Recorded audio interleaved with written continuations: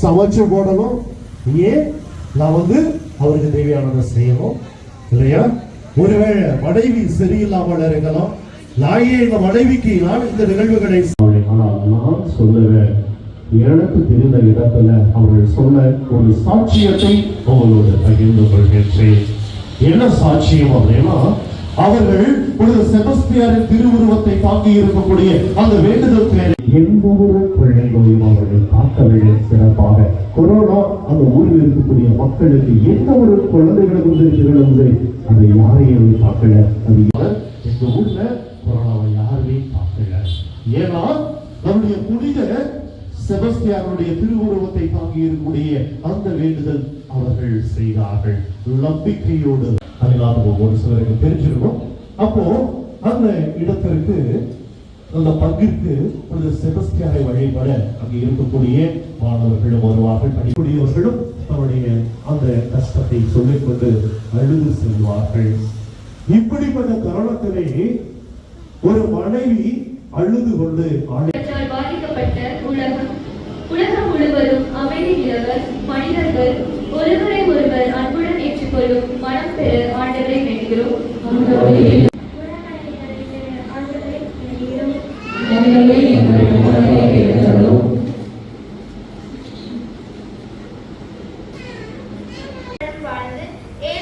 மற்றும் தேவையுள்ளவர்களுக்கு உதவும் மனம் பெற ஆண்டவரை வேண்டுகிறோம்.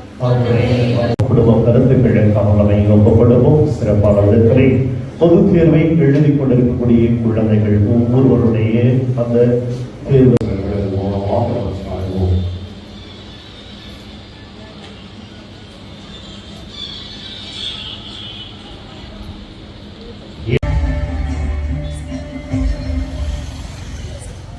அன்பாகவே என்னுடைய இப்பதை எல்லாம் உள்ள தந்தையாக இறைவனுக்கு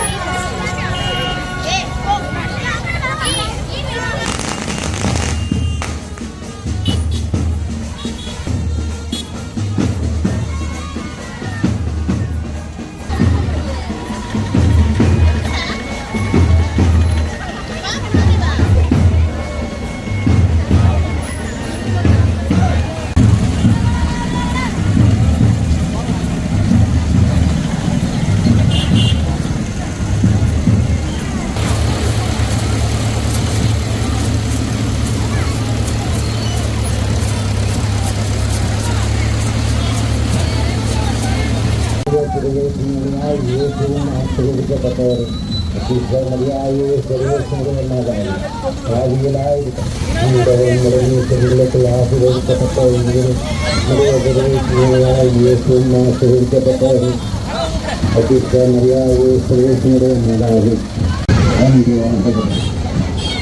இந்த கல்வியில் வாழ்கின்ற ஒவ்வொரு மக்களுக்காகவும் படிக்கின்றோம். குழந்தைகள் முதல் பெரியவர்கள்